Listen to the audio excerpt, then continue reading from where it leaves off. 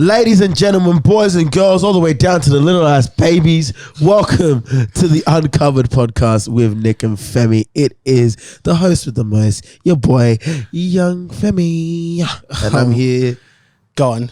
I'm here with the man. Ooh. The myth. Oh my gosh. My child. Young Knees, make some noise. Man, that was almost going to be... That was almost gonna be your best intro ever until you said the child stuff. And but it's true, you're my son. Nah, man. I mean, like, look, man, you're my boy, you're my brother, bro. I call you son because you mine, not because you shine. That's crazy.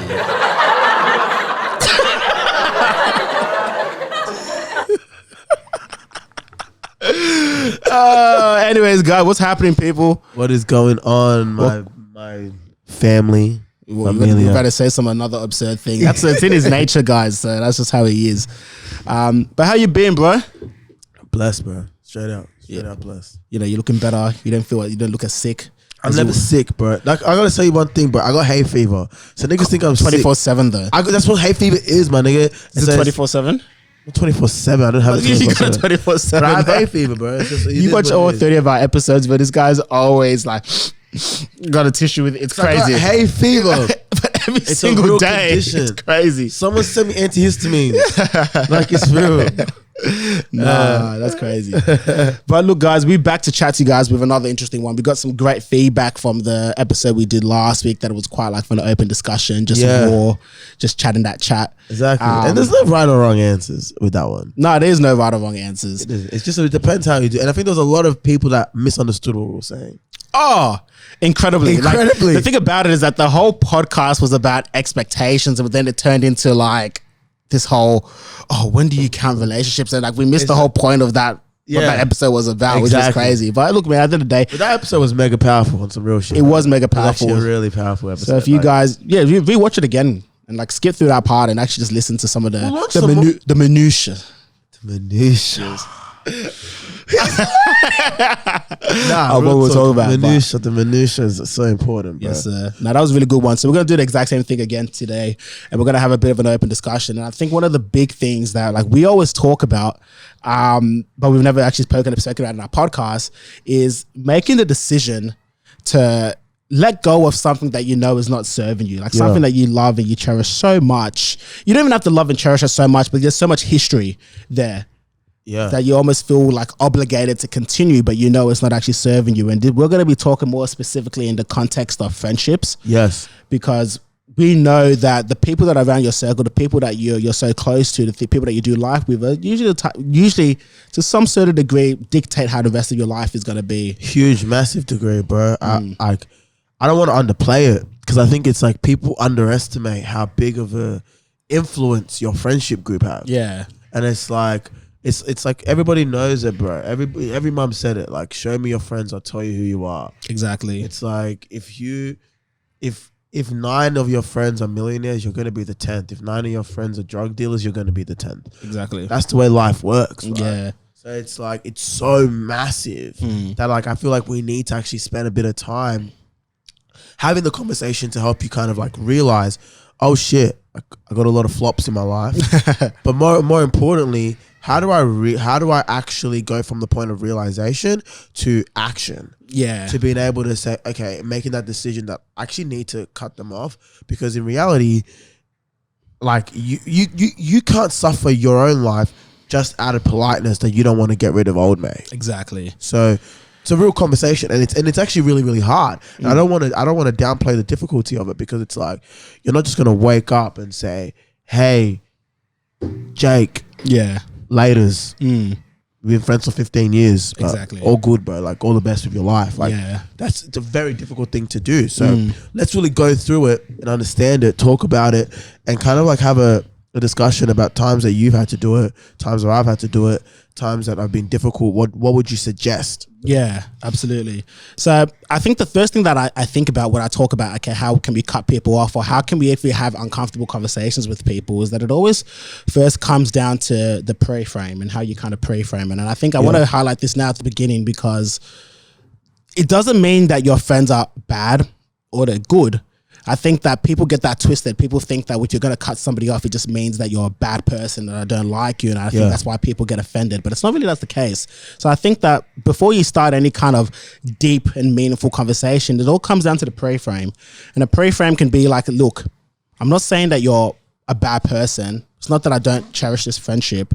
But for the past couple, however long it's been, I've just been feeling like I want to kind of go this direction. And I'm not saying that you're holding me back, but I know that I need to make some shifts. I need to be a bit more focused. I need to do whatever it is that I need to do to be able to get there. And I think that when you start a conversation like that, I think people are going to be a lot more receptive to hear you out, and they're not going to be so defensive, and it's not going to turn into like, oh, I hate you now. No, okay, is that what it means now I hate you? Because like, well, it's not really the case. It just means that like, I still love you. I still got your back, but it's like, I'm just going to make this decision to pursue this a bit further, which may mean that as a result of that, I need to kind of like pull back a bit. Yeah. And I think that once you start off like that, then I think that whoever the conversation goes from there is going to be a bit easier. Still difficult, but it's going to be a bit easier to kind of speak your mind, and they can go ahead and speak their mind and hopefully be a bit more accepting of that.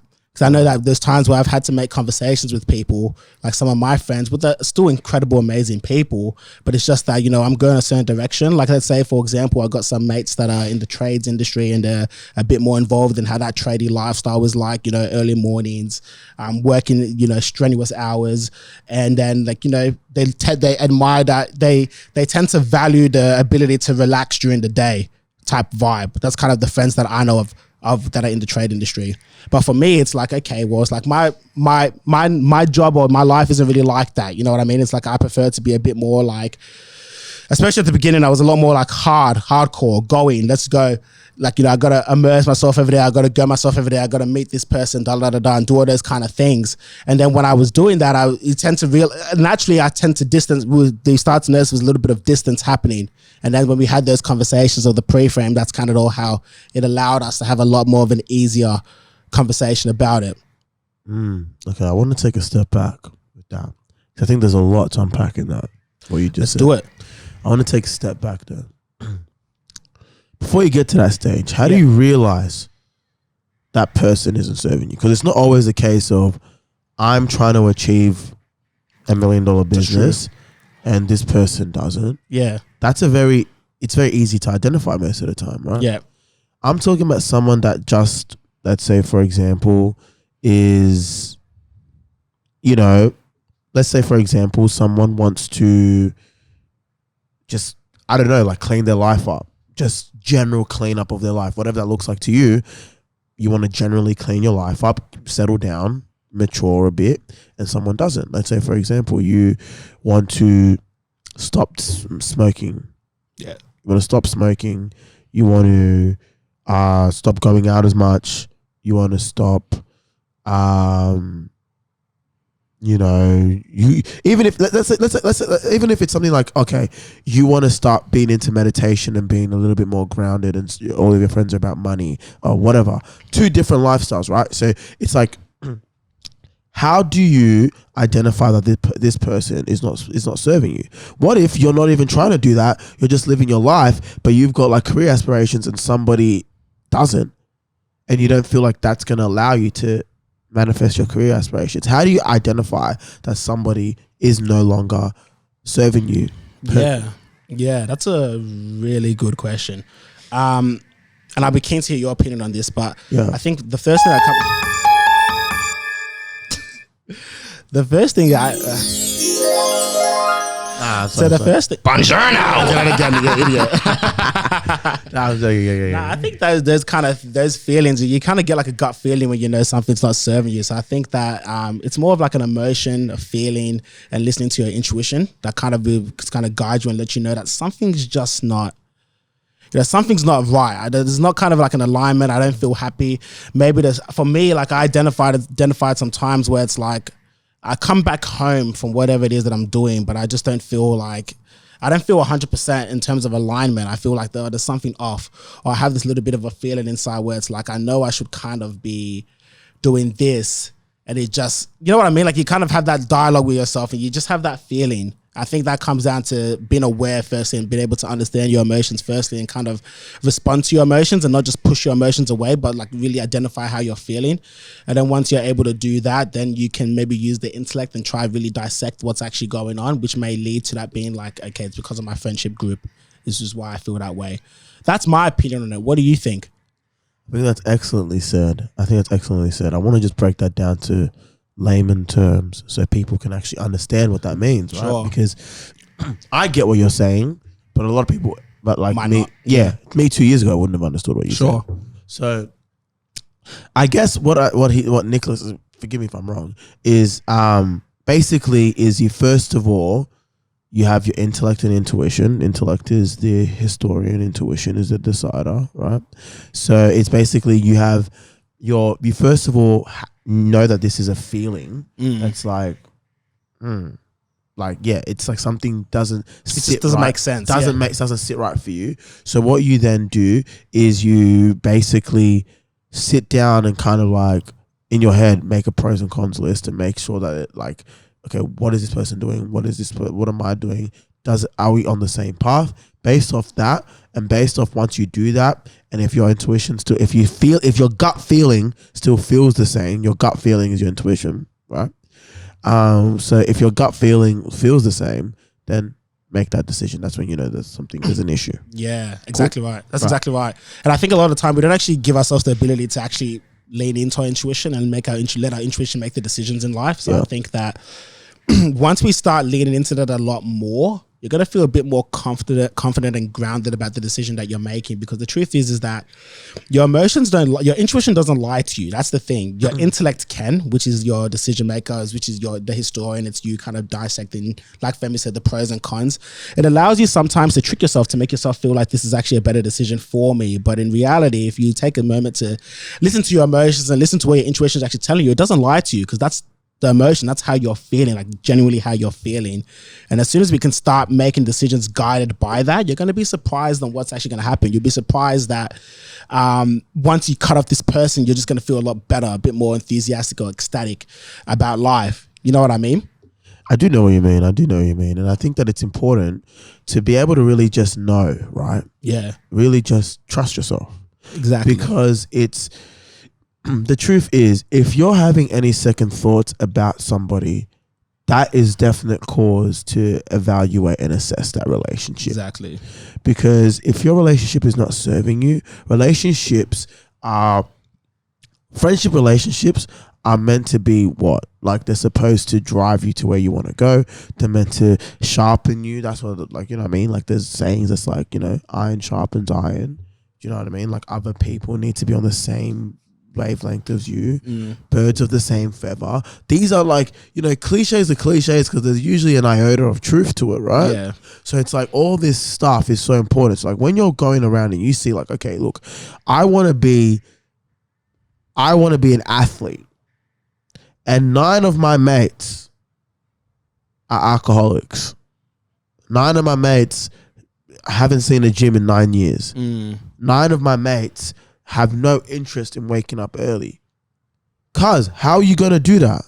Exactly.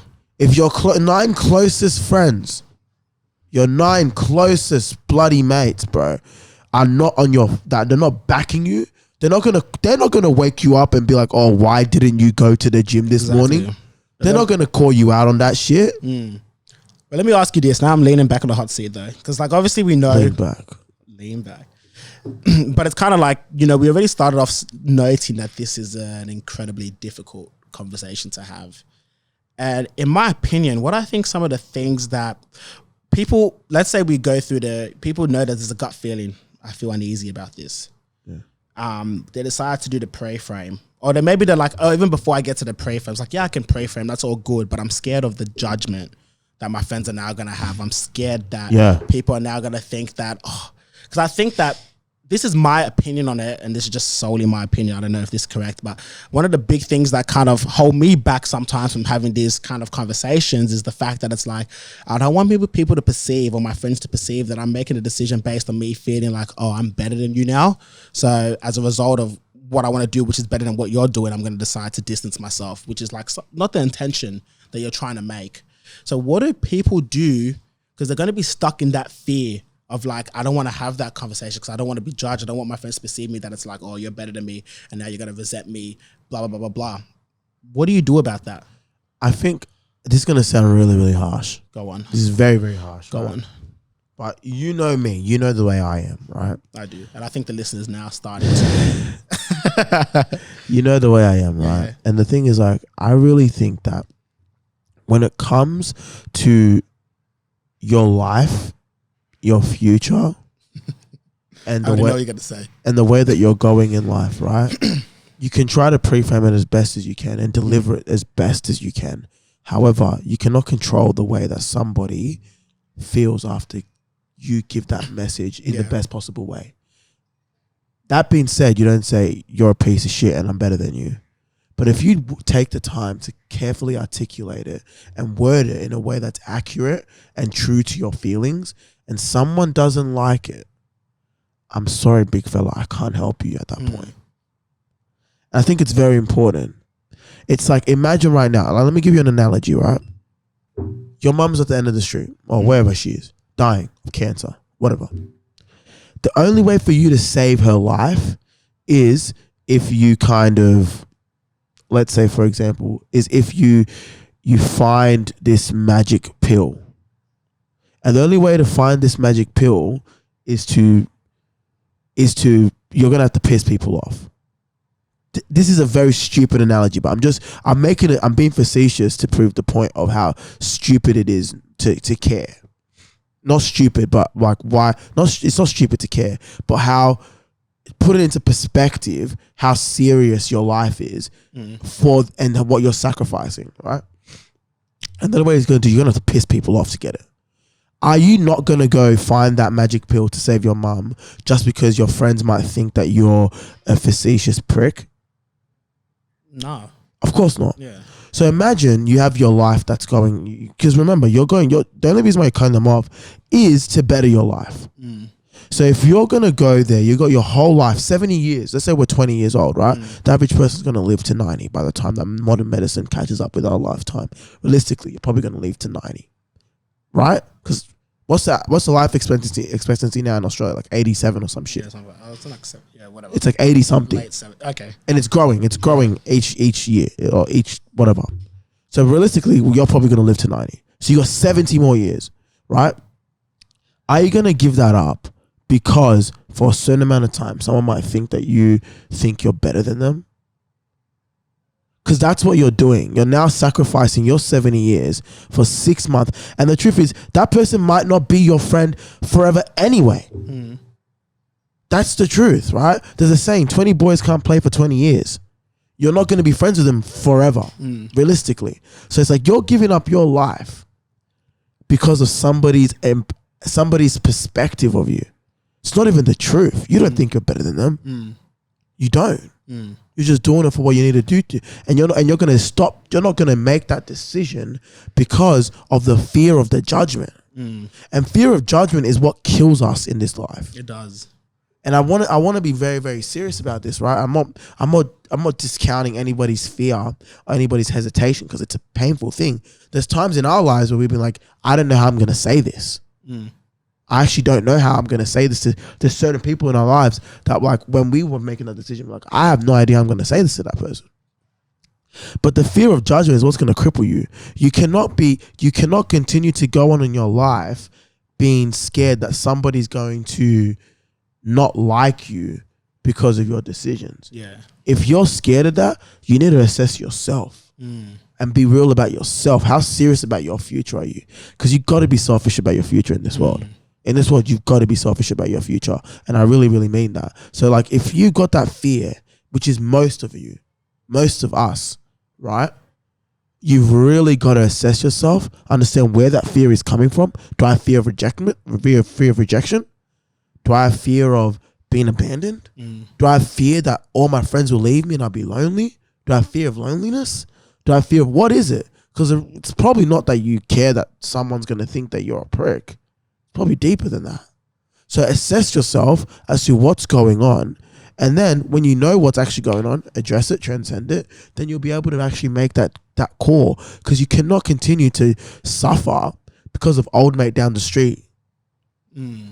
Exactly. I think you know that point. And all I could think about when you were saying about that thing was like, kind of similar to what one of our guests said in one of our podcasts is like, if your friends are your true friends anyway, then they're going to understand. It's really as simple as that. Like if you've got a friend, if you've got a mate that you're telling them, look, I'm just trying to better myself, and they're hating on you for doing that, and they're like, oh, why are you doing that? Oh, you never mastered that. And it's like, well, what kind of mates are there? Yeah. You know what I mean? That's actually validating your decision a lot more. It's like, you know, that gut feeling was actually not just that they're not serving me, but they're not actually my true friends. Yeah, to begin with. But 100%. And it's like, if they're your true friends and they see that you're trying to better themselves, they would they might even have that drive to better themselves as well. Or maybe not even better themselves, but encourage you to better yourself. Yeah. Which I think is a good point. So I just cut you there. But I think that's like, we don't have to make decisions to cut people off just because they're not on the same path as us. Like they don't have to be doing exactly what it is that we're doing. But if you have friends that are still supportive of what you're doing and they have your back and they keep you accountable, then that's a really valuable friend, which would actually make you be like, oh, you know, I actually don't want to cut this person off. This person's actually good for me. I just never was able to expose that character, that kind of personality from that person, which, you know, is when you have those kind of real conversations, that's when you get to really know somebody anyway. Exactly. And then the truth is, like, there's been times even in our lives, right, where like you've called me out, I've called you out. And it's times like that that you see the growth in the person. It's like, yo, bro, I'm not trying to swear anymore. Right? That's just this stupid example. Just giving it, but just an example, right? I'm not trying to swear anymore. Let's give real examples. Let's try to think of real examples, because I think that if we give like dumb examples, I think people can get it, but I want it to be something that's really applicable. Just like, yeah, you know what I mean? Like I can really feel that. I'm just trying to think of a time. Like I'm trying, because we've done so many things. Let's talk about the time where I was like, look, this is not going to be pleasant for anybody to hear, but it is what it is. It's real, right? I talk about the time where I was on the promiscuous thing. Yeah, okay. And that time was a time where it wasn't just I was being promiscuous. I was like, I was a prophet. You know what I mean? Like, yeah, I mean, I was like saying, yo, nigga, do this shit. This shit is lit, right? And I was encouraging people to do it as well. And it wasn't until you and another one of our friends really sat me down and be like, yo, I'm not trying to do that. I'm not trying to do that. And it's like, yo, on some real shit, I don't want you like doing that shit to me. Like encouraging me to do that shit, right? And it wasn't until that challenge came that made me reflect on my own reality to like flip. Like I'm causing a divide in my friendship because of this behavior. And it's not because my behavior is right or righteous. Like these people are trying to better themselves, right? And you're trying to be like, okay, look, I don't want to do that because that's not the way I want to live my life. And it's not a great, I'm the first one to say it's not a great way to live your life at all. And there's a lot of ramifications that come from it. And that's some real shit, real shit. So when you had that serious conversation with me, I had two options. F you niggas, stop judging me for being me. Or be like, oh, yo, let me reflect on that. And let me make that decision to be like, look, it's either I step up or they step away. And it wasn't until I really had that deep conversation. And from that day, and you know that, you know where we were that day. You forgot. Yeah. Nigga, we were at the A-League game. Oh, yes. That game. Yes. Yeah. So I thought you were thinking another example. But which one? Never mind. Anyway, yeah. Yeah. So I had a couple of chats, but from that day, I was like, oh, cool, bet. And from that day, I never did that thing again. Yeah. Like I obviously do my thing. Yeah. But no, but like I was never on that bullshit anymore. Yeah. It was a very different approach. Yeah. And like that thing really sparked my transition and my change and my relationship to women, my relationship to sex, my relationship to a lot of things. And it elevated me as a person. And it changed me as a person to step up and better myself to a level that was something that was, you know, where I wanted to be. But I needed that like real shit conversation to realize that it's like, nigga, like my boys are not on that wavelength. So I've got to do something about it. Yeah, I remember that conversation. And I think the good thing from that, like just talking about that a bit more, was that because I already knew where you wanted to be. I knew the type of person you wanted to be. I knew what your expectations of other people were at that time. So it was like, I think it was much easier to be able to have that real shit conversation with you, to be like, look, I don't think you're going to get offended. And whether you do get offended or not, like whatever, it doesn't bother me, but I know this is something that you need to hear because I know how you want to be in life. Yeah. Made it so much easier. You know what I mean? It's like, and I think it's really important for like, even for like everybody out there, it's like you should have a good kind of idea on the type of person or the type of person your friend is. Like genuinely, you know what I mean? It's like, they can say all this stuff, they can do all these things, they can party, do all this kind of bullcrap externally, but you need to be able to know who your friends actually are, who they really are. Because at that time, that gives you permission to be like, bro, real talk. I know you, and this is why I'm going to say this to you right now. You know what I mean? And I think that even from the back of that, going back to the topic of this conversation, is that if you know this person, they could be going through a phase, they could be, whatever. But it gives you that permission to be like, look, if you're not going to change, because I know how you want to be, but I don't know what you're going through right now. But if you're not seeing that through, you're not really going to hear what I'm saying, then I'm sorry. From the back of knowing who you are and knowing and you know who I am, I got to pull back. Yeah, facts. You know what I mean? And I think that gave that opportunity and that space to reflect, understand, and then make a decision, which I think is really healthy in a friendship group. You know what I mean? And I think that's why a lot of our friends, like just speaking about us, because I'm also grateful for the friends that I have around me, because it's like, I know so many people that, you know, straight off high school, all their friends that they were so tight with in high school are now gone, everyone dispersed, doing their own kind of thing. But for us, like since primary school, I literally hang out with the same boys. Like my group doesn't change. Facts. And I really wish like not to say that I'm amazing, do this, but I feel very privileged to be in. Yeah, I'm not, but I feel very privileged to be in this position. You know what I mean? Like, you know, real shit he said all night. But it's a privileged position, and I think that the reason why we're so privileged and why people can start entering that kind of space is because I've given us the space to get to know each other at such early times. Such early times? What do you mean? Oh, since we were young. Yeah, like we've given that space to like just grow and like understand each other since those times. 100%, man. 100%. And I think it's so, like what you said was so real. So real. Know your mate. If your boy, if you don't really know him, shit, that's probably the issue. You know what I mean? Exactly. Like you got to really know your mate. Like if you don't know that friend, then you're not going to be able to have that conversation with him because you don't really know him. You don't know, you won't be able to make that accurate assessment and be able to come with facts. You're just coming with feelings. Exactly. You know what I mean? And emotional conversation never turns out well. It never does. I feel this. I feel that. Nigga, shut up. But what is a friend though? Huh? What is a friend? Oh my God. I'm not going to get into that. Look, but you know what? That could really serve you guys. No, honestly, like what is your friend? What is a friend? What's a friend? What's an acquaintance? You know what I mean? That's a difference. Because I always say to me, in terms of like... yeah, that's you, yeah. I have a lot of acquaintances. I have very few friends. And I'll say that with my heart. And I have no interest of making many more new friends. Yeah. And that's like harsh, but it's the truth. Like like you said, I've had the same mates since I was a kid. The same people since I was a kid. Like are still in my life. And that's seeing the test. That's like stood this test of time. You know what I mean? Yeah. And it's like, yeah, what is a friend, nigga? Like, what is a friend, my man? Because I think that, like, I'm not gonna talk about it, but just something for you guys to think about off the back of it is like, a friend isn't just don't feel like I need to have a friend, because having a friend is like, it's a big thing. Like you're inviting somebody into your life, massive. It actually weighs almost quite the same as like marriage. You know what I mean? You're starting a life with someone. Don't piss me off. I'm telling you right now. That's another conversation. Sit down, but you get on camera. No.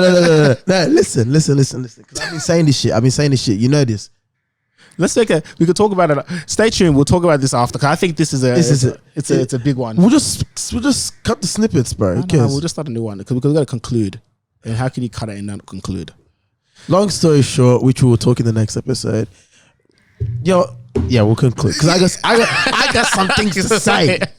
All right, guys. Well, look, that's us. So I really hope this was valuable, right? Like, I think that off the back of this podcast, I really want you guys to make that decision, listen to your intuition, listen to how you're feeling, and then weigh up the pros and cons, and that's going to allow you to be able to make the decision whether, you know, it's time for me to cut off someone that I love to do what's best for me. And there's nothing wrong with doing what's best for you. Excellent way to end. Yes, sir. Excellent. You're welcome. Excellent. So, guys, you know where to find us. Obviously, this is another episode of the Uncovered Podcast. Special shout out to Bella Vista Hills Podcast Studio. This is where we're coming to you guys with the crazy audio. And you know that they obviously love us here, so it's crazy. It's crazy. So shout out to all the people there. Chelsea, Monique, Leandra. What are you talking about? I don't know any of the names. You don't know any of them, but you just walk in. They just look like a Chelsea. They look like a Leandra. Maybe one actually spoke to each other. Anyways, it doesn't matter. I knew it. I knew one of them was going to be Chelsea. You're crazy. All right, guys. Peace and love. I'll see you guys in the next episode. Latest.